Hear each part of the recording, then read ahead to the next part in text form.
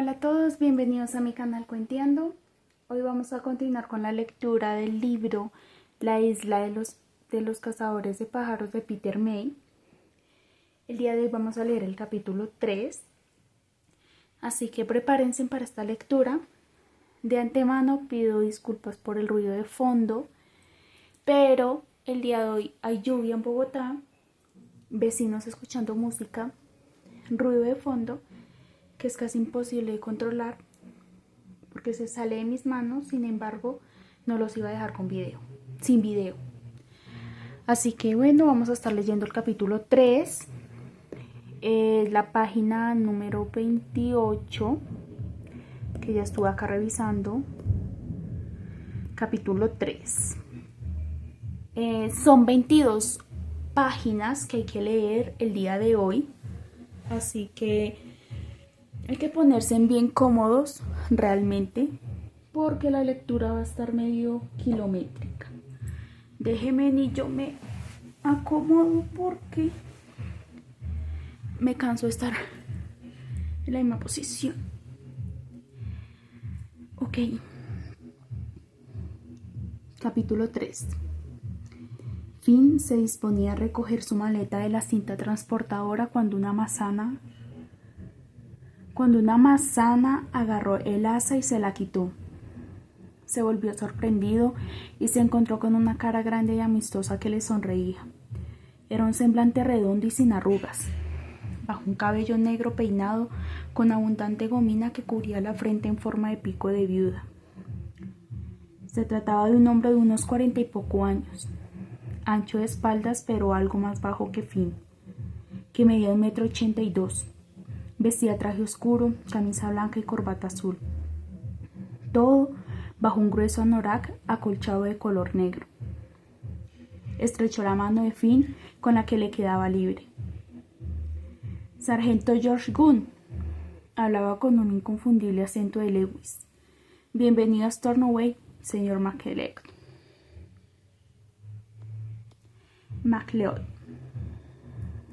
Finn, por favor, George. ¿Cómo diablos me has reconocido? Vuela un poli a 100 metros, señor MacLeod. Sonrió y cuando llegaron al aparcamiento añadió: es probable que note algunos cambios. Se inclinó un poco debido a una ráfaga de poniente y volvió a sonreír. Pero hay algo que no cambia: el viento. Nunca se cansa de soplar. Pero aquel día el viento era más bien benévolo, con un toque amable y cálido, gracias al sol de agosto que conseguía atravesar la masa de nubes de vez en cuando. Ya subidos en el Volkswagen, Gunn enfiló la rotonda que había a la entrada del aeropuerto y tomó la carretera de la colina para luego descender hasta Oliver's Brae. Giraron a la derecha en dirección al centro y fue entonces cuando abordaron el tema del asesinato. El primero del nuevo milenio, dijo Gunn, y en todo el siglo XX. Solo tuvimos uno. Bueno, esperemos que este sea el último del siglo XXI. ¿Dónde se efectúan las autopsias? En Aberdeen. Tenemos 3 forenses en la isla. Todos los médicos del grupo trabajan en la ciudad. 2 son interinos, examinan los cadáveres en todas las muertes súbitas e incluso hacen autopsias. Pero cualquier caso peliagudo va directo a Aberdeen, a Forest Hills. ¿No sería más lógico enviarlos a Inverness? Sí, pero el forense de allí no aprueba a nuestros interinos. No hacen ninguna autopsia a menos que se la encarguemos todas. Gunn lanzó a Finn una mirada traviesa. Pero yo no se lo he dicho. Mientras avanzaban por la calle larga y estrecha que llevaba a Stornoway, Finn tuvo oportunidad de disfrutar una vista panorámica del pueblo, construido al abrigo del puerto y de la colina arbolada que había tras él, cuando vio la terminal del ferry de vidrio y acero que había al principio del espigón nuevo, construido en los 90. Finn pensó que aparecía un platillo volante. Contrastaba con el aire abandonado del viejo puerto que quedaba debajo. Le causaba una impresión extraña estar allí de nuevo, A cierta distancia, todo se mantenía casi como lo recordaba, con la excepción del platillo volante, claro, que no le cabía duda, debía haber traído consigo unos cuantos alienígenas. Pasaron ante los familiares edificios amarillos de la fábrica textil Kenneth Mackenzie, S.L., donde millones de metros de lana Harris tejida a mano se amontonaban en miles de estantes a la espera de ser exportados. Un nuevo barrio de casas se extendía hasta una gran nave de chapa, donde el dinero del gobierno financiaba la producción de programas de televisión en gaélico, aunque en la época de Finn ese idioma estaba pasado de moda. El gaélico se había convertido en un negocio que generaba millones de libras. Los colegios incluso lo usaban como una lengua vehicular para dar clases de matemáticas, historia y otras asignaturas, y hablarlo era señal de estar en la última. Reconstruyeron en Hebrets hace un par de años, comentó Gunn, mientras dejaban atrás la gasolinera y un pequeño supermercado que había en una rotonda que Finn no recordaba. Incluso abren los domingos y ahora la mayoría de los bares y restaurantes abren durante el Sabbat. Finn expresó su sorpresa con un movimiento de cabeza. Y salen 2 vuelos hacia Edimburgo todos los domingos, aunque el ferry sigue sin funcionar los días festivos. En la época de Finn, la isla entera cerraba los domingos. Era imposible comer algo fuera de casa, tomarse una copa, comprar tabaco, llenar el depósito del coche. Recordaba haber visto turistas deambulando por las calles durante el Sabbat, sedientos, hambrientos y atrapados en la isla hasta la salida del primer ferry el lunes. Por supuesto, era de sobra conocido que en cuanto se vaciaban las iglesias del Stornoway, los pubs y hoteles se llenaban de juerguistas que entraban de tapadillo por la puerta de atrás. Al fin y al cabo, no es que fuera ilegal beber durante el Sabbat, solo impensable, o al menos que debieran hacerlo. ¿Siguen encadenando los columpios? Finn recordó la triste imagen que ofrecía los columpios de los parques infantiles los domingos, envueltos de cadenas y candados. No, dejaron de hacerlo hace varios años. Gunn sonrió. Los abatarios dijeron que ese era el inicio de todos los males, y quizá tuvieron razón. Las iglesias fundamentalistas protestantes habían dominado la vida de la isla durante siglos. Se decía que cualquier dueño de bar o restaurante que desafiara a la iglesia acababa perdiendo el negocio sin saber bien cómo había sido. Los bancos reclamaban sus préstamos. Se retiraban licencias. Visto desde el continente, ese poder de la iglesia parecía algo medieval, pero en la isla, donde algunos grupos condenaban cualquier clase de entendimiento como pecaminoso y todo intento de mirar su autoridad como obra del diablo, ese poder era real. Le diré una cosa, aunque ya no encadenan los columpios, nunca se veía un crío por allí en domingo, dijo Gunn, igual que tampoco se veía nadie tendiendo la colada, al menos no fuera de la ciudad. Un nuevo polideportivo ocultaba el viejo colegio al que había ido Finn. Pasaron la sede del ayuntamiento de la isla, con Mairley Nan Eilean, y el hotel Sadford, situado frente a una hilera de típicas casas de arenisca de tejas escalonadas, una mezcla de cosas feas y nuevas con otras feas y viejas. Stornoway nunca había sido un pueblo bonito, y en eso no lo había mejorado un ápice. Gunn giró a la derecha por Lewis Street, donde las casas de los marineros se alternaban con pubs y tiendecitas oscuras, y luego a la izquierda por Church Street, hasta llegar a la comisaría de la policía, que estaba situada a media calle. Finn se percató de que los hombres de las calles estaban en gaélico. ¿Quién está a cargo de la investigación? Un equipo de Inverness, respondió Gunn. Los trajeron en helicóptero a primera hora del domingo por la mañana. Un inspector, 2 sargentos y 7 hombres más, además del equipo forense. No he vuelto a verlos desde entonces. La comisaría era un conjunto de edificios pintados de color rosa situados en la esquina entre Kenneth y Crush, entre el Salón del Reino de los Testigos de Jehová y el restaurante chino Pekín. Más arriba, en la misma calle, el propietario de una barbería había desafiado a la corrección política llamando a su negocio solo para hombres. Gunn condujo el coche a través de una verja y lo aparcó junto a un gran furgón de policía de color blanco. ¿Cuánto tiempo llevas destinado en Stornoway, George? 3 años. Nací y me crié acá, pero he pasado la mayor parte del tiempo en el cuerpo de otros lugares de las islas, y luego en Inverness. Gunn bajó el coche y Eleanora crujió al despegarse del asiento. Finn lo imitó. ¿Y cómo te has sentado que un equipo de recién llegados se haga cargo de la investigación? La sonrisa de Gunn tenía un aire triste. Bueno, era esperar. Aquí nos falta experiencia. ¿Cómo es el inspector al mando? Oh, le caerá bien. Una sonrisa iluminó los ojos de Gunn. Es un cabrón redomado.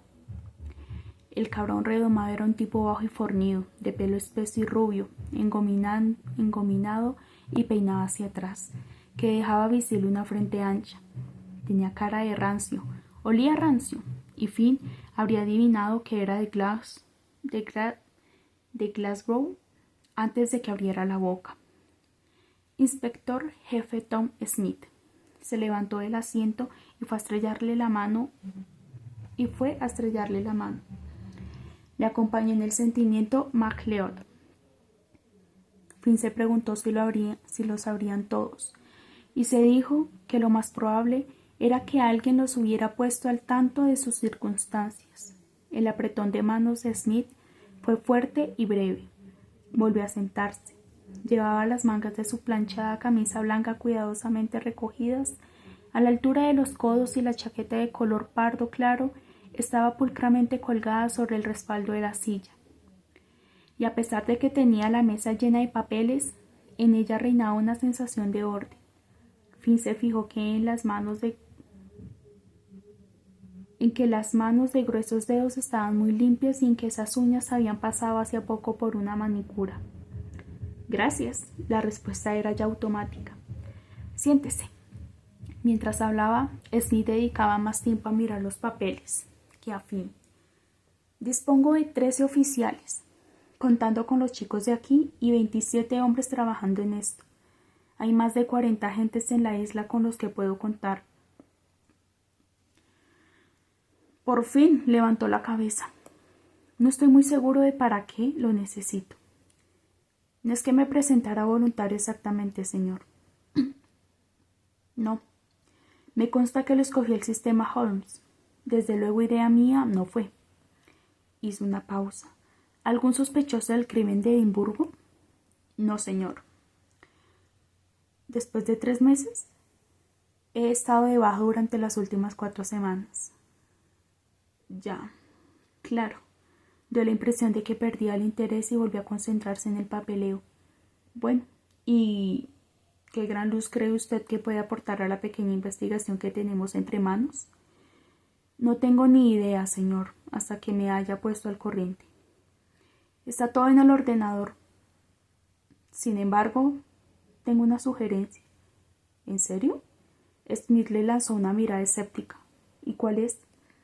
Si la autopsia aún no se ha llevado a cabo, podría ser buena idea hacer venir al forense que se ocupó del análisis post-mortem en Edimburgo. Así tendremos una comparación de primera mano. Gran idea, MacLeod. Por eso seguramente ya se me había ocurrido a mí. Smith se repartió en la silla. Se repantingó en la silla. Su satisfacción era casi tan abrumadora como su loción para después del afeitado. El profesor Wilson llegó ayer a bordo del primer vuelo. Miró el reloj. La autopsia deberá empezarse en una media hora. En ese caso, ¿el cadáver no será enviado a Verde? Las instalaciones de aquí no dejan nada que desear, así que hemos traído a Mahoma a la montaña. ¿Qué quiere decir que haga? ¿Qué quiere que haga? Con franqueza, inspector McLeod, nada. Tengo un equipo perfectamente capaz de llevar la investigación sin su ayuda. Soltó un hondo suspiro de exasperación. Pero el sistema Holmes parece creer que usted podría decidir si hay o no una conexión con el asesinato de Lady Walker. Y Dios nos libre de no hacer caso al sistema. Así que, ¿por qué no asiste a la autopsia y así comprueba los paralelismos que se encuentren? Y si se le ocurre algo, lo tendremos en cuenta, ¿de acuerdo? No estaría de más que inspeccionar el lugar del crimen. Usted mismo, el sargento Gunn, puede hacerle la visita guiada. Los chicos de aquí tampoco es que nos sirvan de mucho de todos modos, excepto para hacer recados. Su desprecio por cualquiera que no perteneciera a su equipo, Finn incluido, era evidente. Y quiero ojear los informes. Finn estaba tentando a la suerte, interrogar a los testigos, a los sospechosos, si es que los hay. Smith se pellizcó los labios y lanzó a Finn una mirada larga y dura. No puede evitar que lo haga, McLeod, pero también quiero informarle de que espero tener este caso cerrado en cuestión de días. Y solo para que no se haga ilusiones, no creo que exista la menor conexión con el caso de Edimburgo. ¿Por qué? Llámelo instinto. La gente de aquí no es muy sofisticada que digamos. Sonrió. Bueno, eso ya lo debes saber. Daba golpecitos con el lápiz contra la mesa, irritado por tener que dar explicaciones a un agente de rango inferior y perteneciente a otro cuerpo policial. En mi opinión, estamos ante un burdo imitador. En su momento los periódicos publicaron un montón de detalles. Creo que el asesino es un tío de aquí, que tenía una cuenta pendiente con la víctima y ha intentado cubrir sus huellas desviando la atención, de manera que voy a tomar un atajo. Finn luchó contra las ganas de sonreír. Él sabía muchas cosas de atajos, había aprendido a una tiernada lo traicioneros que pueden llegar a ser, pero el inspector jefe Smith no había alcanzado tal grado de sabiduría. Prosiguió. A menos que la autopsia revele algo inesperado, voy a tomar muestras de ADN a todos los varones adultos de Crowst, aparte de a cualquier sospechoso adicional que podamos encontrar. Eso sumará como mucho unos 200 individuos. Economía de escala. Mucho más barato que una investigación a largo plazo que obliga a los agentes a permanecer aquí Dios sabe cuánto tiempo. Smith pertenecía a la nueva hornada de inspectores cuya preocupación primordial era la letra pequeña. Aún así, Finn no pudo evitar sorprenderse. ¿Dispone de una muestra del ADN del asesino? Smith estaba radiante. Eso creemos. A pesar de las sensibilidades locales, pusimos a nuestros agentes a registrar el lugar el domingo. Encontramos la ropa de la víctima en una bolsa de basura de plástico que habían arrojado a una cuneta, a unos 800 metros. La ropa presentaba manchas de vómito, y dado que el médico parece bastante seguro de que la víctima no se mareó, podemos deducir que quien vomitó era el asesino. Si el patólogo forense nos lo confirma, tendremos una muestra perfecta del ADN del asesino.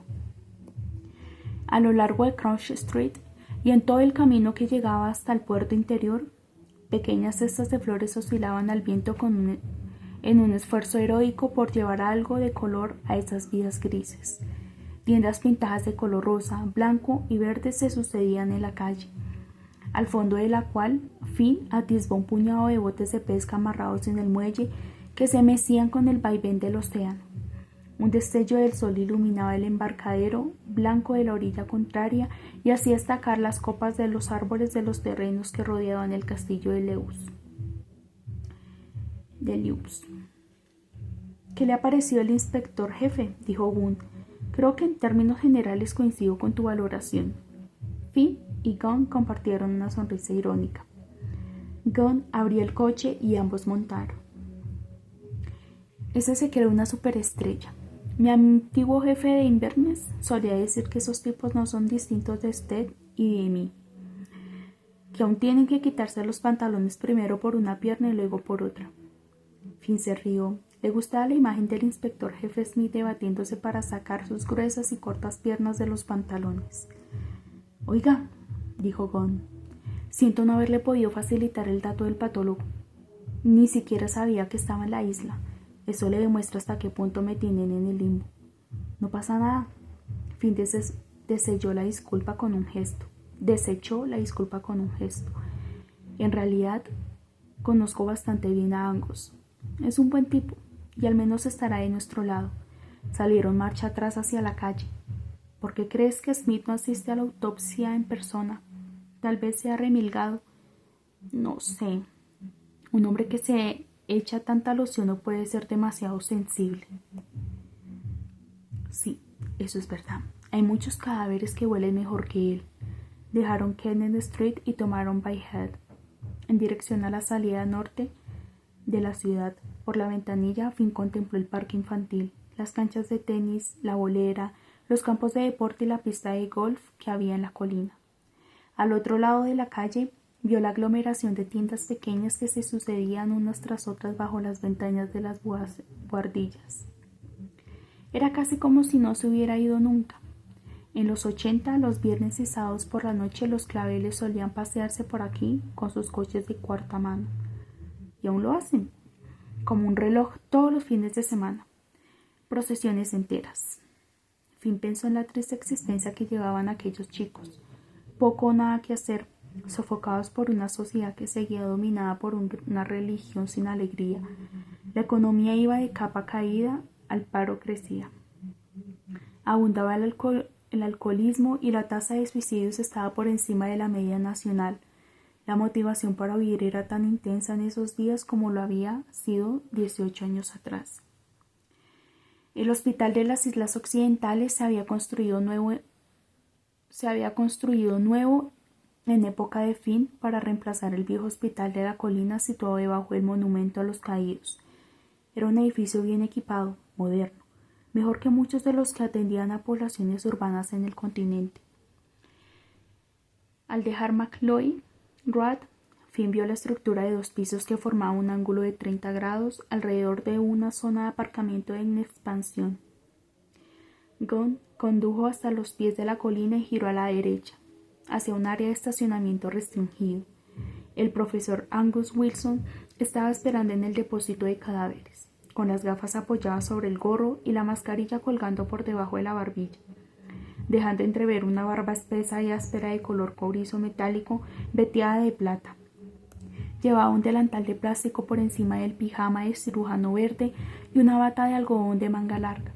En la mesa de acero inoxidable que tenía delante había dejado unos forros de plástico para protegerse los antebrazos, los guantes de algodón, los de látex y el típico guante de malla que se ponía en la mano con la que no realizaba incisiones para protegerla de cualquier desliz accidental de la aguja. Estaba impaciente por empezar. «Joder, ya era hora». Un guiño de sus ojos verdes traicionaba esa apariencia externa de excéntrico malhumorado que le gustaba adoptar. Era una imagen que cultivaba como excusa para la rudeza que casi cabía esperar de él en un momento como ese. «¿Cómo te va?», tendió la mano para saludar a Finn. «El mismo asesino, ¿eh? Para eso estás tú aquí. A ver qué nos dices». La madre que parió a ese sitio. Uno pensaría que si hay algún lugar en el mundo donde se puede comer pescado fresco es esta isla, ¿no? Pues anoche se me ocurrió pedir platija en el hotel. Y así que era fresca, sí. Sacaba fresca el congelador y metía en la freidora sin más preámbulos. Dios, eso ya me lo hago en casa. Miró a Gunn y se inclinó sobre la mesa para quitarle la carpeta que llevaba bajo el brazo.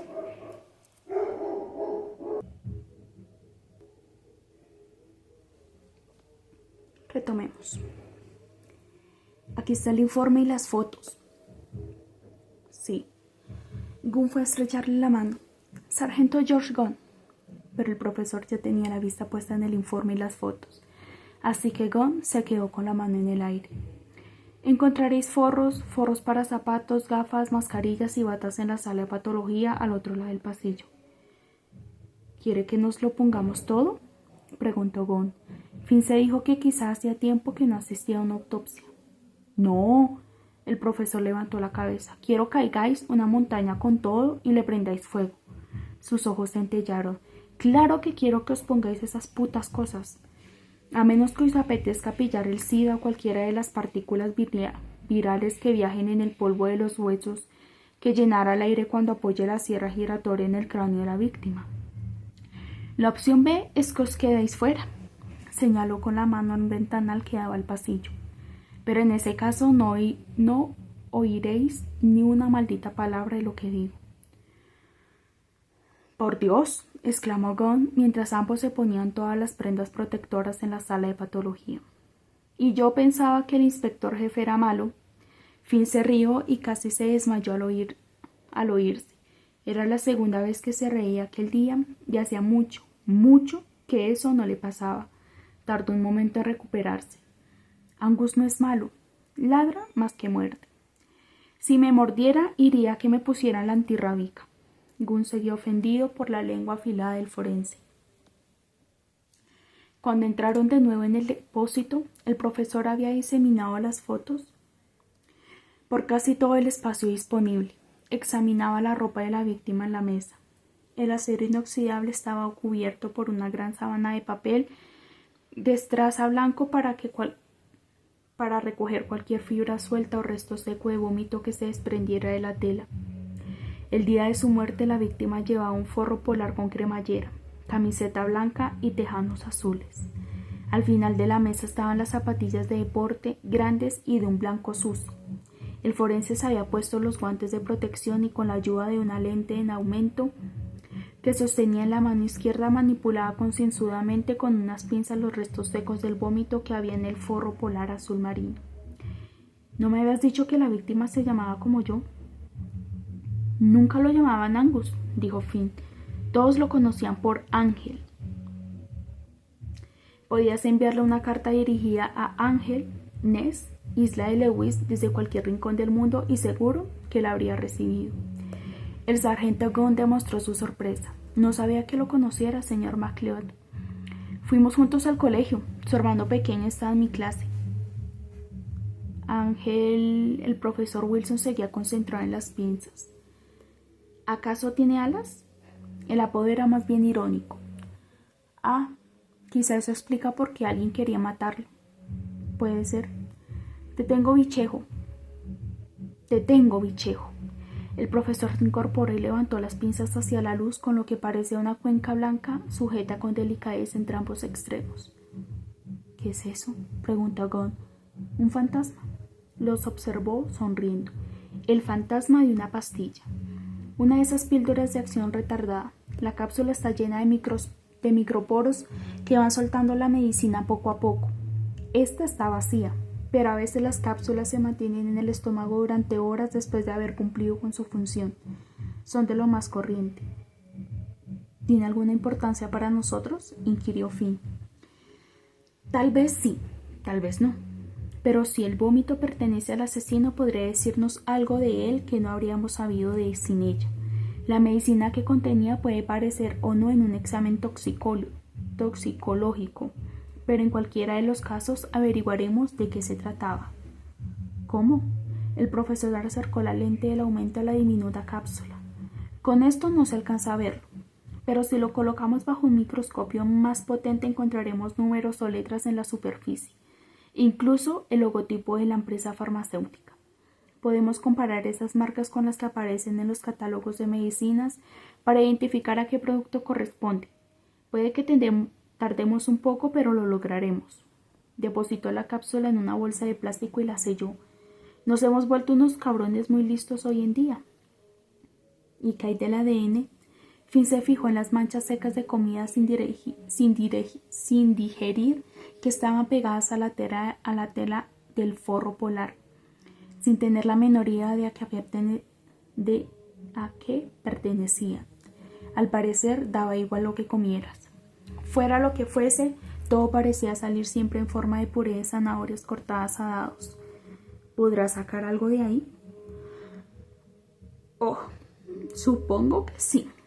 Está claro que encontraremos células de las mucosas vocales en la boca. Conseguiremos ADN del núcleo de todas las células que delinean la boca o el esófago, o el propio estómago, que desprenden a todas horas y seguro que aparecerán en el vómito. ¿Tardarán mucho?, preguntó Gunn.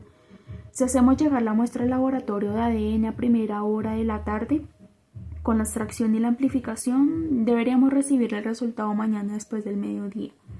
El profesor acercó un dedo a sus labios. Pero no se lo digas a nadie o todos querrán sus resultados tan deprisa. El inspector jefe dice que va a sacar unas 200 muestras de ADN para comparar con los resultados que saques de ahí. Ah, el profesor Wilson sonrió y la barba se tensó. Eso nos llevará un poco más. Además, aún no hemos descartado que el vómito sea de la propia víctima. 2 ayudantes de bata blanca provistos de grandes guantes amarillos de goma sacaron el cadáver de la cámara frigorífica de 6 compartimentos que había al otro lado de la sala y luego lo depositaron sobre la mesa de autopsias. Ángel McCritch había sido un tipo corpulento, más alto de lo que recordaba Finn y probablemente 20 kilos más gruesos que la última vez que lo había visto. No habría desentonado en la alineación delantera de un equipo de rugby.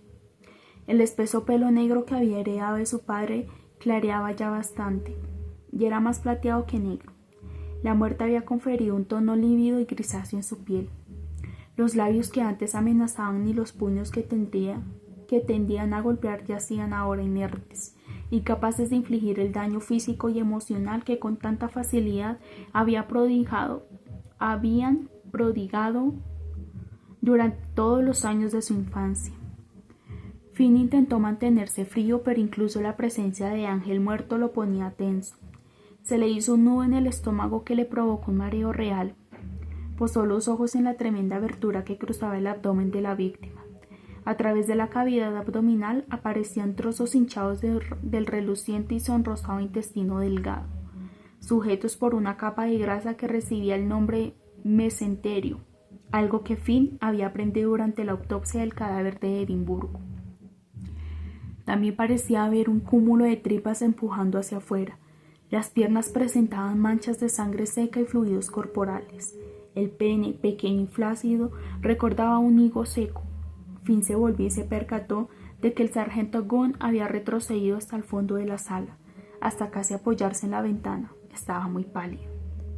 El profesor Wilson extrajo sangre de las venas femorales de la parte superior de los muslos y un poco de fluido vítreo de los ojos. A Finn siempre le había costado ver cómo una aguja penetraba en un globo ocular. Había algo especialmente vulnerable en los ojos. Murmurando con voz casi inaudible en una grabadora de mano, el forense examinó primero los pies y luego las piernas, donde notó unas magulladuras enrojecidas a la altura de las rodillas, antes de llegar hasta la herida del abdomen. El corte empieza más arriba en el lado izquierdo del abdomen y termina algo más abajo en el derecho, convirtiéndose casi en un simple arañazo en el extremo final. ¿Eso significa algo?, preguntó Finn. El profesor se incorporó. Bueno, significa que la aguja que se usó para infligir la herida se movió de derecha a izquierda, desde la perspectiva del asesino. Finn comprendió enseguida a qué se refería. En Edimburgo era izquierda a derecha. ¿Significa eso que uno era diestro y el otro zurdo? No podemos afirmarlo, Finn. A estas alturas ya deberías saber. Puedes cortar en ambas direcciones con la misma mano. Lo único que significa es que las heridas son distintas. Recorrió el borde superior de la herida con el dedo, enfundado en el látex donde la piel se había oscurecido al secarse. La herida de la víctima de Edimburgo también era más profunda, más violenta. Separaba el mesenterio del peritoneo. Recordarás que había unos 90 centímetros de intestino delgado colgado entre las piernas, en ondas que habían sido parcialmente cortadas y drenadas. Finn recordaba alrededor, en el escenario del crimen, las manchas de un color verde pálido y amarillo que se mezclaban con la sangre de la cera. Y en la autopsia, el intestino delgado, vacío de jugos, tenía un aspecto seco, de un dorado oscuro muy distinto del de Ángel. Aquí solo ha salido un trozo de piplón y parte del colon transverso. El profesor se concentró en la herida y sus protuberancias. La midió. 25 centímetros y medio. Me parece recordar que la de Edimburgo era más larga, pero tengo que comprobarlo. Y este hombre pesa mucho más. Debió presentar un blanco mucho mayor. El examen externo pasó a las manos y los brazos. El profesor advirtió que había marcas de golpes en torno a ambos codos. En las manos se apreciaban viejas cicatrices manchadas de grasa y el forense extrajo una muestra de la negra acumulación de aceite que también halló bajo las uñas mordisqueadas. Interesante. Desde luego no parecen las manos de un hombre que luchó desesperadamente para protegerse de su atacante. No hay rasguños ni rastros de piel bajo las uñas. Un atento escrutinio del pecho no reveló tampoco traumatismo alguno. Pero sí había un hematoma claro en el cuello, del mismo color rojizo morado que los de las rodillas y los codos. Una hilera de 4 marcas redondeadas en el lado izquierdo del cuello, 2 de las cuales medían casi 12 centímetros de diámetro, y una mayor y de forma ovalada en el lado derecho. Encaja con que hayan sido causadas por dedos. Puede verse las pequeñas abrasiones en forma de lunar creciente que suelen asociarse a ellas, hechas por las uñas del asesino. Hay diminutos fragmentos de piel acumulados en la zona cóncava. El profesor miró a Finn. Resulta interesante la poca presión que hace falta para estrangular a alguien. No es necesario cortarle la respiración. Basta con interrumpir el riego sanguíneo que le viene del cerebro. Las yugulares que transportan la sangre del cerebro quedan cortadas con una presión de unos 2 kilos, mientras que para las carótidas que llevan sangre al cerebro queden fuera de juego y hay que ejercer una presión de al menos 5 kilos. Habría que ejercer una presión de 30 kilos para taponar las arterias vertebrales y 15 para taponar la tráquea. En este caso puede verse la hemorragia en torno a la cara. Echó los párpados hacia atrás junto a un gran moretón que había en la sien derecha. Sí, también se aprecia aquí, en la conjuntiva, lo que nos sugiere que la muerte pudo causarse por interrupción del riesgo sanguíneo. Volvió al cuello. Una vez más me resulta curioso que nuestro ángel no opusiera la menor resistencia. Sería fácil que alguien que se defiende se arañara en el cuello al intentar zafarse de las manos de su atacante. Por eso mismo tampoco me habría extrañado encontrar restos de piel debajo de las uñas. Y también es interesante que el traumatismo del cuello, infligido por la cuerda, nos indica por su color que ya estaba muerto cuando lo ahorcaron. Fue hacia la mesa de trabajo donde había dejado las fotos. Y si coges la foto, miras el charco de sangre del suelo y lo comparas con la forma en que sangre y fluido han salido del cuerpo, uno solo puede llegar a la conclusión de que el destripamiento se produjo una vez nuestro ángel ya colgaba del techo, es decir, después de su muerte. No había presión sanguínea cuando se infligió la herida, o el suelo habría quedado lleno de reveladoras salpicaduras. Aquí la sangre se limitó a manar de la herida. ¿Nos está diciendo que el orden de las cosas fue que lo estrangularon, luego lo colgaron de las vigas y después lo destriparon? Intervino Gunn. No estoy diciendo tal cosa. El profesor no brillaba por su paciencia. Estoy pensando en voz alta. Por Dios, acabamos de empezar la maldita autopsia. Los ayudantes dieron la vuelta al cuerpo con cuidado y la carne flácida del vientre cayó en forma de pliegues de grasa sobre el acero frío. Las nalgas grandes, blanquecinas y blandas tenían pliegues que estaban cubiertos por un pelo negro y muy áspero, el mismo tipo de pelo que le crecía en el cuello y los hombros. No había ninguna señal visible de traumatismo, excepto en que presentaba una vez más en el cuello.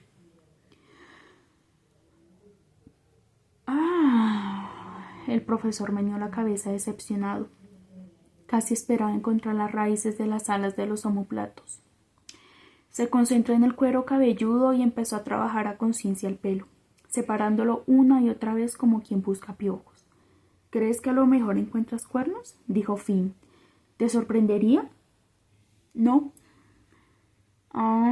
Esta vez la exclamación no indicaba decepción. El profesor fue hacia el maletín de material, cogió un escalpelo y volvió junto al cadáver. Empezó a examinar una zona del pelo en la parte superior trasera del cuero cabelludo, que presentaba un área roja un poco más grande que una nuez y una hendidura que se hundía bajo los dedos. La piel estaba rota y había muestras de sangre seca. Un golpe muy feo. Alguien lo pilló por la espalda, observó Finn. Eso parece. Se magulló las rodillas, los brazos y la frente al desplomarse. Con bastante fuerza a juzgar por esto.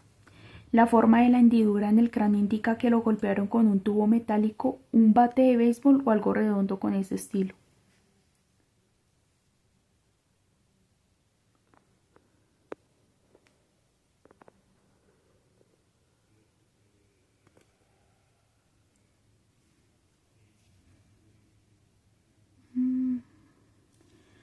Lo sabremos con más seguridad cuando abramos el cráneo. Con el cuerpo boca arriba y la cabeza apoyada en un soporte metálico, el profesor Wilson empezó a retirar las capas que ocultaban los secretos más recónditos de Ángel. Efectuó una incisión en forma de Y que descendía desde los hombros hasta un punto del esternón y luego bajaba por el centro del pecho, cruzando estómago y abdomen hasta la zona púbica, para así poder apartar la carne a ambos lados y dejar al descubierto la caja torácica. Usó unas tenazas pesadas para cortar las costillas antes de dislocarlas a la altura de la clavícula, extrayendo el esternón y las dos mitades del escudo que la evolución ha dado a los humanos para proteger los delicados órganos internos. Fue sacado uno por uno todos esos órganos: corazón, pulmones, hígado o riñones, y llevándolos a la mesa de trabajo al otro lado de la sala para pesarlos. Cada peso se anotaba en una pizarra, antes de que los órganos fueran seccionados como rebanadas de pan para su examen detallado. Ángel no gozaba de mala salud para un hombre de su edad y su peso. Los pulmones estaban ennegrecidos por años de consumo de tabaco. Las arterias se veían endurecidas pero sin peligro inminente de obstruirse por completo. El hígado mostraba los efectos de demasiado alcohol consumido durante demasiados años. Un color entre gris y marrón indicando una leve cirrosis, y un aspecto nodular y con cicatrices. El profesor tuvo que hurgar bajo gruesas capas de grasa peritoneal para extraer los riñones. La bolsa del estómago, resbaladiza y llena de fluidos, fue depositada en un cuenco de acero inoxidable. El olor echó atrás a Finn, pero al profesor Wilson parecía gustarle. Lo olisqueó varias veces como un perro con los ojos cerrados. Curly, comentó. De cordero, tal vez. Guiñó un ojo a Finn al ver su cara de asco. El sargento Gunn informó en voz baja. Tomó curry en el Baltic House de Stornoway sobre las 8 del sábado por la noche. Dijo el profesor, ojalá lo hubiera yo pedido anoche. Finn emitió un profundo suspiro de disgusto y añadió, también huele a alcohol. Según los testigos, se tomó un bar de cañas en el club social de Provost después de volver de la ciudad. Les dijo Gunn. Bien, dijo el profesor. Diría que el contenido del estómago está bastante intacto, parcialmente digerido. No se identifican residuos evidentes de medicación. Se aprecia olor a etanol. Por indigesta que fuera la mezcla del curry y el alcohol que se metió en el cuerpo, no la vomitó. De manera que tenemos que inclinarnos hacia la idea de que el vómito hallado en su ropa pertenecía en verdad, al asesino. Entonces el patólogo se dispuso a eliminar las capas de grasa de los intestinos, desenrollándolos y cortándolos a lo largo con unas tijeras. El olor a excremento era casi insoportable. Finn sintió arcadas y oyó el bloqueo de Gunn. Al volverse hacia él, lo vio con una mano firmemente colocada sobre la nariz y boca. Por fin el intestino fue echado en un cubo y sacado en la sala. Nada que destacar, declaró el profesor Wilson en apariencia imperturbable. Se volvió hacia el cuello elevando la capa de piel en la inclinación en Y hacia arriba, sobre la cara para relevar el daño causado a las estructuras óseas y cartilaginosas durante la estrangulación y el ahorcamiento posterior, aunque estableció enseguida que el cuello en sí mismo no estaba roto. Hizo una inclinación en la nuca de oreja a oreja y luego echó el cuero cabelludo sobre la cara para dejar a la vista el cráneo. Apartó a Finn de la mesa mientras un ayudante aplicaba una sierra giratoria al resto del cuero cabelludo hasta separarlo por completo. El cerebro se deslizó hacia otro cuenco de acero inoxidable. El profesor examinó el cráneo y asintió con evidente satisfacción. Lo que pensaba. Existe un área de hemorragia subgaleal por encima del hueso parietal, que mide 2,5 centímetros, más o menos las mismas dimensiones de la contusión del cráneo, y una pequeña hemorragia interna subdural. El hueso parietal muestra una fractura que encaja y que resulta coherente con lo que sospechaba. Un tubo de metal, un bate de béisbol, algo de esa naturaleza. Fue lo que usaron para golpearlo por detrás. Si no quedó totalmente inconsciente, sí habría estado en unas condiciones que le impedían oponerse resistencia. Finn se acercó a la mesa donde el patólogo había colocado las fotos tomadas en el escenario del crimen. Daba la impresión de que el cobertizo hubiera sido alumbrado por un director de iluminación con exceso de celo. Los colores eran morbosos y alarmantes, la sangre ya seca y de un tono marrón oxidado. El peso muerto de Ángel parecía gigantesco, pliegues y pliegues de carne blanquiazul. El intestino que colgaba del abdomen no parecía real. Todo desprendía el aire barato y cutre de una película de serie B de los 70. Pero Finn empezaba a hacerse una idea de las últimas horas de vida de Ángel. Había ido a Stornoway a cenar curry y luego regresando a Ness, donde se tomó varias cañas en el club social de Crow's, y o bien había acompañado a su asesino hasta el cobertizo de Port of Ness, o bien se había encontrado con él ahí. El por qué no estaba claro, pero en cualquier caso, o conocía a su asesino o estaba tranquilo con él. Lo que dio a la oportunidad de atacarlo por la espalda, inconsciente tras un fuerte golpe en la nuca. El asesino le dio media vuelta y lo estranguló. El asesino debía de haber estado en un estado de gran tensión nerviosa, excitado, bombeando adrenalina, y había vomitado encima de su víctima. Aparentemente impertérito, se había dedicado a despojar a Ángel de la ropa. Eso debe haberle llevado un buen rato. No era una tarea en absoluto fácil mover el peso muerto de un hombre que rondaba los 113 kilos. Y luego, lo que era aún más inaudito, le había colocado una cuerda alrededor del cuello, lo había lanzado por encima de una viga del techo y había izado el cuerpo hasta elevarlo a unos 15 centímetros del suelo. Lo que les decía algo del asesino era un tipo fuerte, y a pesar de que el acto de matar lo había puesto físicamente enfermo, no era de los que se arredraba. Cuanto más se tarda, mayor es el riesgo de que lo pillen a uno. Tenía que saber que el cobertizo era el sitio idóneo para que las parejas de jóvenes fueran a meterse mano un sábado por la noche y que por tanto podía ser descubierto en cualquier momento. Sin embargo, no contento con matarlo, lo había desnudado, ahorcado y estripado. Un proceso sucio y largo. Finn se estremeció al pensarlo. Se volvió hacia el profesor Wilson. ¿Cómo queda el asesino de Lake Walk en comparación? ¿Estamos hablando del mismo asesino? El patólogo se subió las gafas a la frente y se sacó la mascarilla por debajo de la barba. Ya sabes cómo va esto, Finn. Los patólogos nunca damos una respuesta directa. Y yo no voy a faltar a la tradición, suspiró. A primera vista el modus operandi es muy parecido. Ambos hombres fueron atacados por la espalda, golpeados en la cabeza, dejados inconscientes y estrangulados. A ambos los desnudaron y los colgaron del cuello. A ambos los destriparon.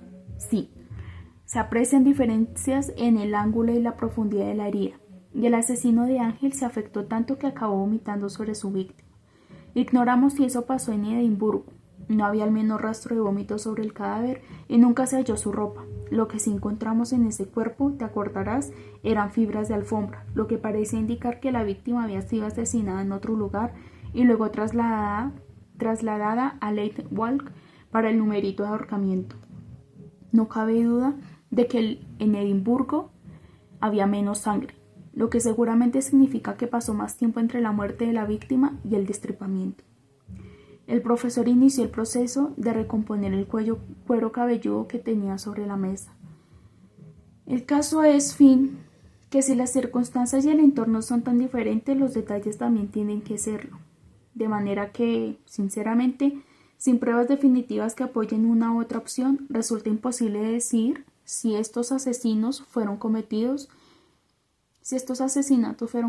por el mismo individuo o no. Quizá la naturaleza ritual de los asesinatos pueda llevarte a pensar que lo fueron. Pero por otro lado, los rasgos más llamativos del caso de Lake Walk aparecieron publicados con todo lujo de detalles en varios periódicos, de forma que si alguien quiso imitar el crimen pudo hacerlo con relativa facilidad. Pero, ¿por qué alguien iba a querer hacer algo así?, dijo Gunn. Ya se le veía menos verde. Soy forense, no psiquiatra. El profesor lo fulminó con la mirada antes de reanudar su conversación con Finn. Tomaré muestras de piel y veremos si aparece algo más cuando tengamos los resultados de toxicología. Pero yo de ti no albergaría grandes esperanzas. La carretera de Barba salía serpenteando a Stornoway, dejando atrás vistas espectaculares hacia Cole, Loch Atwood y Point. Bajo el sol que tenía la bahía y los retazos de nubes que perseguían a sus propias sombras, reflejadas en las profundas aguas azules. Por delante se extendía 20 kilómetros de páramo inhóspito, surcados por la carretera, recta en ese tramo que los llevaba en dirección noroeste hacia el pequeño asentamiento de Barbas, situado en la costa occidental. Era un paisaje lóbrego, aunque susceptible de experimentar una transformación súbita en un momento del sol. Finn conocía bien la carretera, en todas las estaciones, y nunca había dejado de maravillarlo cómo esas interminables hectáreas del monótono turval podían variar en función del mes, del día o incluso del minuto. El color a paja seca del invierno, las alfombras de florecillas blancas en primavera, los arrebatadores púrpuras propios del verano, a su derecha el cielo que se había oscurecido, señal de que llovía por el interior. A su izquierda, sin embargo, el cielo estaba casi despejado, el sol derramaba su luz sobre el paisaje y a lo lejos se distinguía el pálido contorno de las montañas de Harris. Finn había olvidado lo inmenso que era el cielo allí. Tomaré agüita. Me dejó seca la lectura. Un momentito, por favor.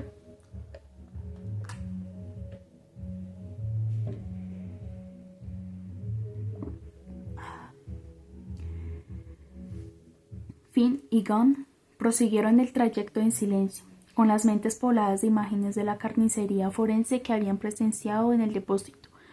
No había mayor recordatorio de su propia condición mortal que ver a otro ser humano desnudo sobre una fría mesa de autopsias. Aproximadamente a medio camino de la carretera trazaba una pendiente antes de volver a ascender hasta un pico desde el que se vislumbraba el Atlántico. Siempre empeñado en desahogar su eterna ira sobre una costa hecha pedazos. Justo al final de la pendiente, a unos 100 metros de la cara norte de la carretera, había una pequeña casa de piedra con el tejado pintado de un intenso color verde, un refugio que solían usar los campesinos de la costa en verano, cuando trasladaban el ganado hacia el interior en busca de mejores pastos. Había varios diseminados por toda la isla, y en su mayoría estaban tan abandonados como aquel. Finn había visto ese tejado verde del páramo de Barbas todos los lunes de camino a la residencia de estudiantes de Stornoway, y de nuevo los viernes cuando regresaba a casa. Lo había visto en todas las condiciones meteorológicas, y lo había visto a menudo, como estaba en esos momentos, iluminado por el sol del sur, una vívida y colorida silueta recortada sobre los cielos negros del norte. Era un punto de referencia para casi todos los hombres, mujeres y niños de la isla. Pero en el caso de Finn, poseía un significado especial y tenerlo delante de los ojos lo llenó de un dolor que había olvidado desde hacía años, o que al menos permanecía enterrado en algún recóndito lugar donde no deseaba hurgar. Era consciente, sin embargo, de que mientras permaneciera en la isla, habría recuerdos de su pasado con los que tendría que convivir. Recuerdos que, como los juguetes de infancia, había dejado atrás al convertirse en un hombre casi 20 años atrás. A medida que avanzaban por el camino de la costa occidental, deme un minuto.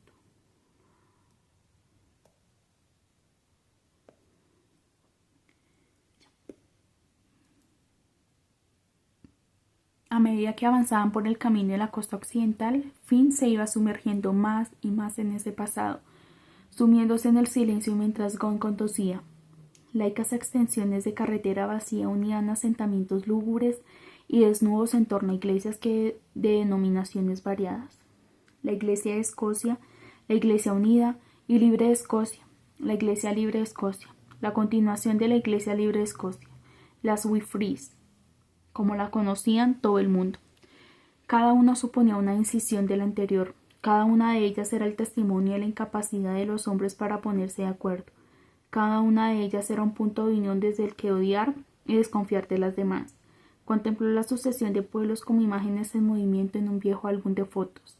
Todas las casas, las vallas y las brisnas de hierba iluminadas desde atrás por el sol, destacando del fondo dolorosamente aliviadas. No se veía un alma. Algún que otro coche por la carretera aparcando frente a la tienda del pueblo o en la gasolinera. Las pequeñas escuelas de primaria también estaban vacías, aún cerradas por las vacaciones de verano. Finn se preguntó dónde estarían los niños. A su derecha, el turval se extendía hasta un nebuloso infinito, salpicado únicamente de ovejas que soportaban con estoica firmeza las galernas atlánticas. A su izquierda, el océano barría las playas y las rocas en un ciclo eterno. La cremosa espuma blanca se hacía trizas sobre los oscuros y obstinados gneis, la roca más antigua de la tierra. La silueta de un buque cisterna se vislumbraba en el horizonte casi como si fuera un espejismo. En Cross, Finn observó que el árbol que antaño se alzaba junto al refugio de Cross y había sido talado. Otro punto de referencia perdido, el único árbol de la costa occidental. El pueblo parecía casi desnudo sin él. La iglesia libre de Cross aún dominaba el paisaje. Granito oscuro que se cernía sobre los hogares revestidos de mortero, y con las ventanas de doble cristal de esos isleños tosudos, decididos a plantar cara a los elementos, isleños que de vez en cuando veían atendidas sus plegarias. A veces en días como ese, el invierno se apiadaba y el cielo permitía el paso del sol, que suavizaba el rigor habitual del tiempo en la zona, vidas duras cuyo premio eran esos fugaces instantes de placer. No muy lejos de la iglesia, la carretera ascendía y ofrecía una vista extremo más septentrional de la isla. Todo un panorama de tejados, de casitas blancas, brillando al sol y de restos de piedra de las viejas casas negras, que aún seguían en pie sobre el turval. Finn reconoció la curva del terreno cuando éste descendía hacia el pueblo de Crovost, por la carretera del acantilado, y la distintiva silueta de una iglesia construida para demostrar a la gente de Cross que los de Crovost no se quedaban atrás en términos de devoción. La carretera los llevó atrás de Swainbost y Lionel, hasta el minúsculo pueblo de Port of Naas. Pasados ya los caminos vecinales que salían de ella hacia Crovost y Melainais. Allí terminaban y los acantilados formaban un dique natural en el extremo nordeste, después de 800 metros de playa desierta dorada. El hombre había controlado a la naturaleza mediante la construcción de un rompeolas de un muro para el puerto. Hubo una época en que las barcas y botes de pesca habían ejercido su oficio, entrando y saliendo de ese puerto. Pero la naturaleza había devuelto el golpe. destrozando el rompeolas en uno de sus extremos. Grandes pedazos de roca y hormigón, medio sumergidos, habían luchado contra el asalto irresistible del mar antes de aceptar su fracaso. Hoy en día, el puerto estaba desierto, solo se usaba como amarradero para unos cuantos botes de vela o neumáticos.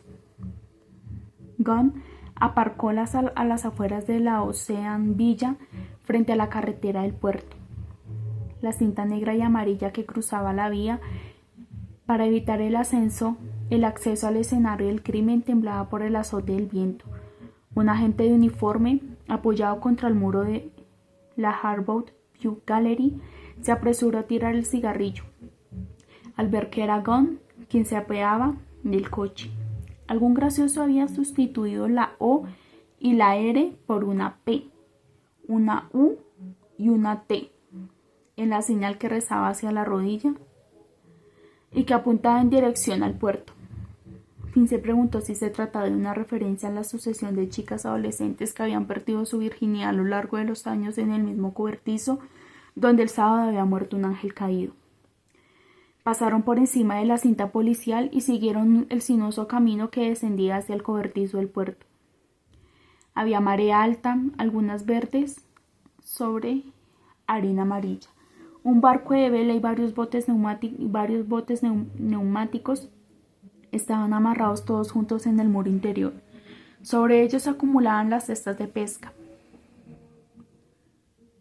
Una baraña de red arrastrada fuera del agua se hallaba sobre la arena, no del todo a salvo de las olas. El cobertizo estaba tal y como lo recordaba Finn: techo de chapa verde, paredes pintadas de blanco.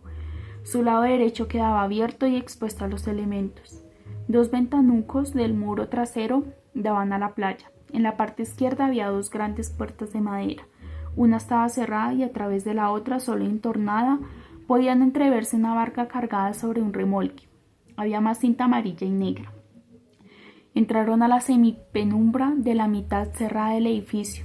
En el suelo aún quedaban manchas de la sangre de Ángel y el olor a muerte se mezclaba con el del gasóleo y el del agua salada. La viga de madera que cruzaba el techo mostraba una profunda grieta que, provocada por la cuerda con la que el asesino había colgado a Ángel, el ruido del mar y del viento se amortiguaba allí dentro, persiguiendo en forma de rumor sordo. A través de las estrechas ventanas, Finn se percató de que la marea cambiaba. El agua del mar empezaba a retroceder sobre la lisa arena húmeda. Aparte de la mancha, el suelo de hormigón presentaba un estado de limpieza inusual. Cada resto de basura había sido recogido concienzudamente por hombres enfundados en monos de polietileno para su posterior examen forense. Las paredes mostraban cicatrices en forma de pintadas realizadas a lo largo de varias generaciones.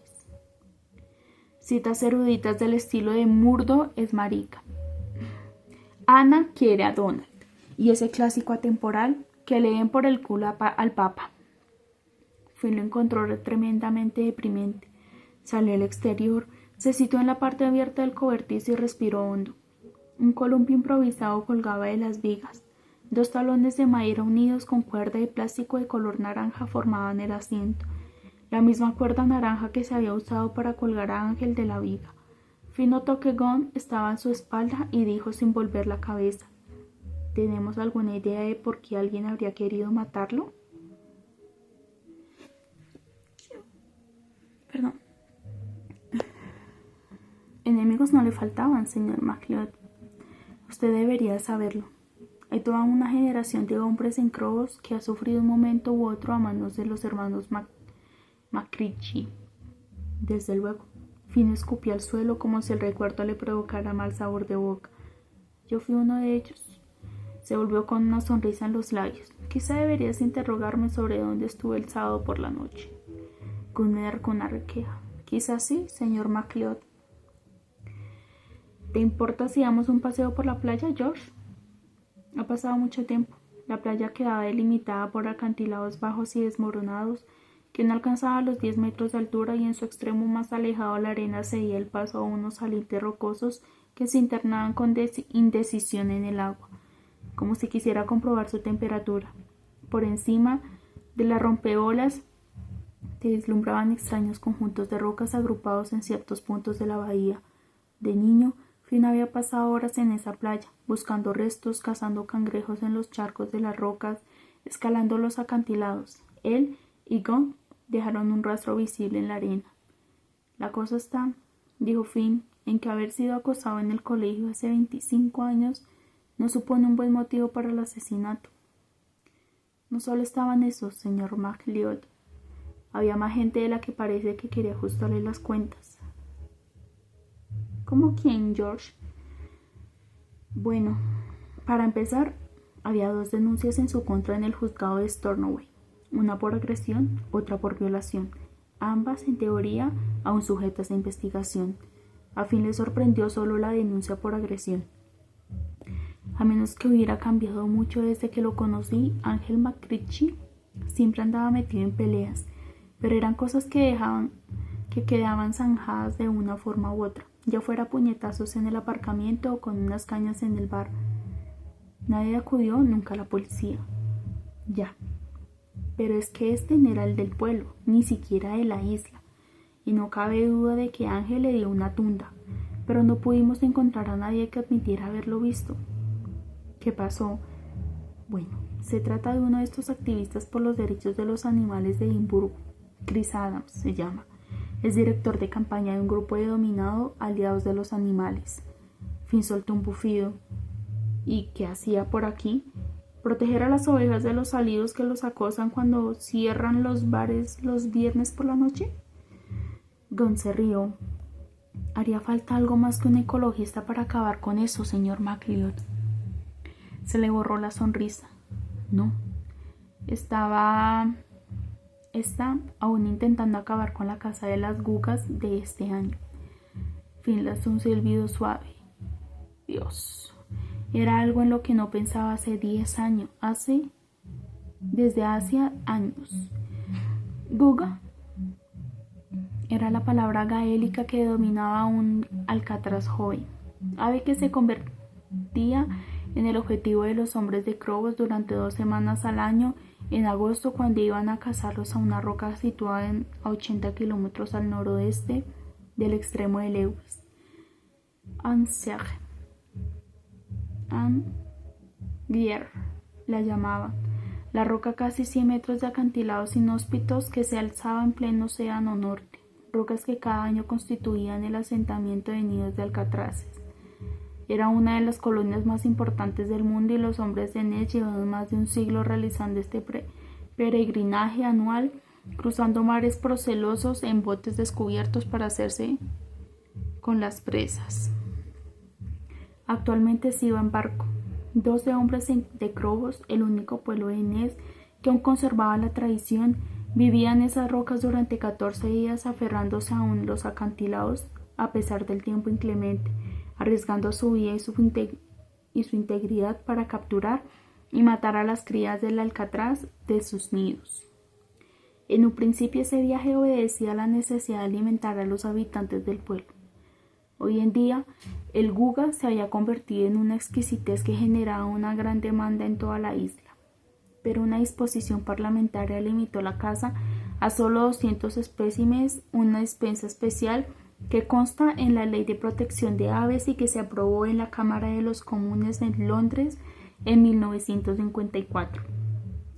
Así que probar la carne de guga ya era solo cuestión de suerte o de tener buenos contactos en la isla.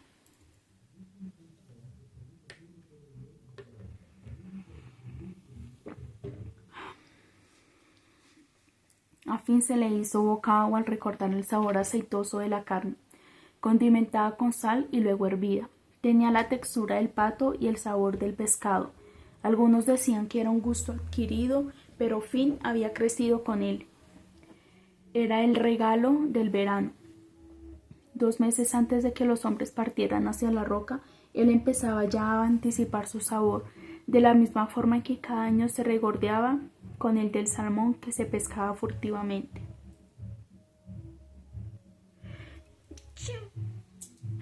Lo siento. Su padre siempre se las arreglaba para conseguir un par de aves y se organizaba con ellas un festín familiar durante la primera semana de septiembre. Había quien los conservaba en barreños de agua salada y las racionaba para que le duraran todo el año, pero Finn consideraba que esa conservación les confería un sabor demasiado fuerte y le ardía la boca por el exceso de sal. Le gustaban recién cazadas en la roca, servidas con patatas y acompañadas por un buen vaso de leche. ¿Has probado la guga alguna vez?, dijo Gon. Sí, mi madre tenía amigos en Ness y solíamos pillar alguna cada año.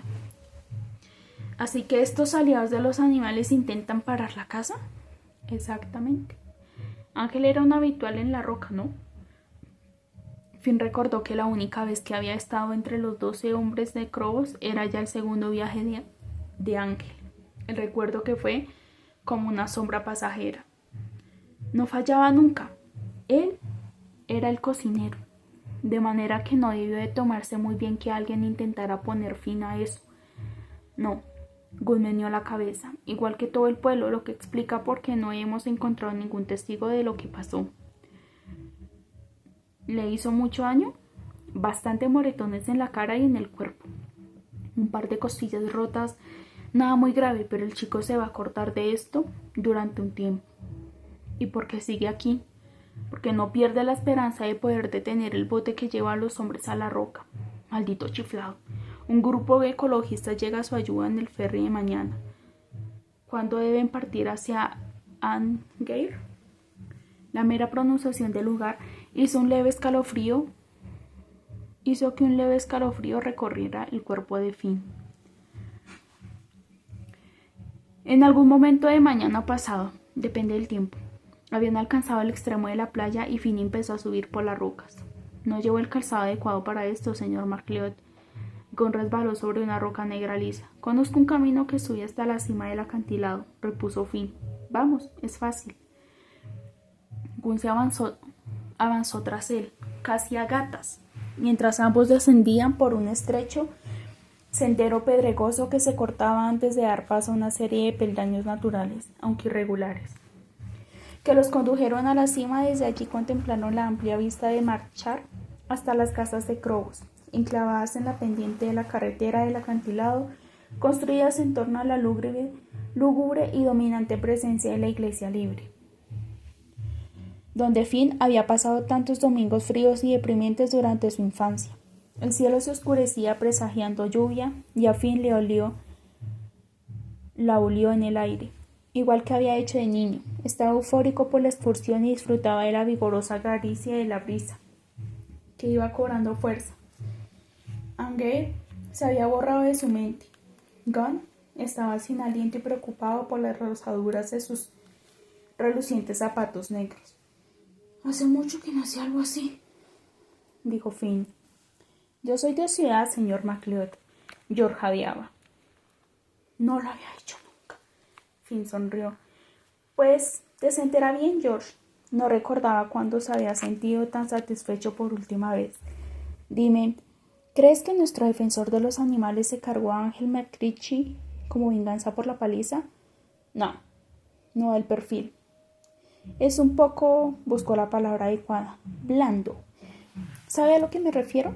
Finn asintió pensativo. Pero, señor MacLeod, tengo que reconocer que llevo en este mundo suficiente tiempo para saber que a veces la gente más improbable es capaz de cometer los crímenes más horribles. Y es de Edimburgo. Finn seguía meditabundo. ¿Alguien ha comprobado si tiene una coartada para el asesino de Late Walk? No, señor. ¿Podría ser una posibilidad? El ADN lo vinculará o exonerará al asesino de McCritchy, pero eso puede demorarse un par de días. Quizá tendría que charlar un rato con él. Se aloja en la ciudad, en la Hostal Park, señor MacLeod. Me parece que los aliados de los animales no van muy sobrados al de presupuesto, y el inspector jefe Smith le ha prohibido abandonar la isla. Emprendieron el camino hacia la carretera a través del Marchar, asustando a las ovejas que huían dispersas al verlos. Finn elevó la voz por encima del viento. Me dijiste algo también de una agresión sexual. ¿Qué pasó con eso? Una chica de 16 años lo acusó de violación. ¿Y la violó? Gunn se encogió de hombros. En estos casos resulta difícil obtener las pruebas que se necesitan para estar seguros. Ya, pero yo diría que también resulta virtualmente imposible que una niña de 16 años pudiera llevar a cabo lo que le hicieron a McRitchie. Quizá tenga razón, señor MacLeod, pero le aseguro que su padre habría sido perfectamente capaz. Finn se paró de repente. ¿Y quién es su padre? Gunn inclinó la cabeza hacia la iglesia que se distinguía a lo lejos. El reverendo Donald Murray. Ok, eso fue el capítulo 3. Chicos, me duele la garganta. Si les soy sincera, está que me duele la garganta. La tengo seca. Así que eso fue todo por el día de hoy. Fue una lectura bastante larga. Si se dan cuenta, hubo un corte, pero es que de fondo el perro empezó a ladrar. Así que tuve que cortar el video y retomar. Pero espero que eso no les vaya a molestar, sino que al contrario, como que les dé una pausa para que ustedes puedan ir al baño, traigan más agua, o hagan otra cosa y retomen nuevamente la lectura. Así que, no siendo más, los dejo aquí y nos vemos en un próximo video. Bye.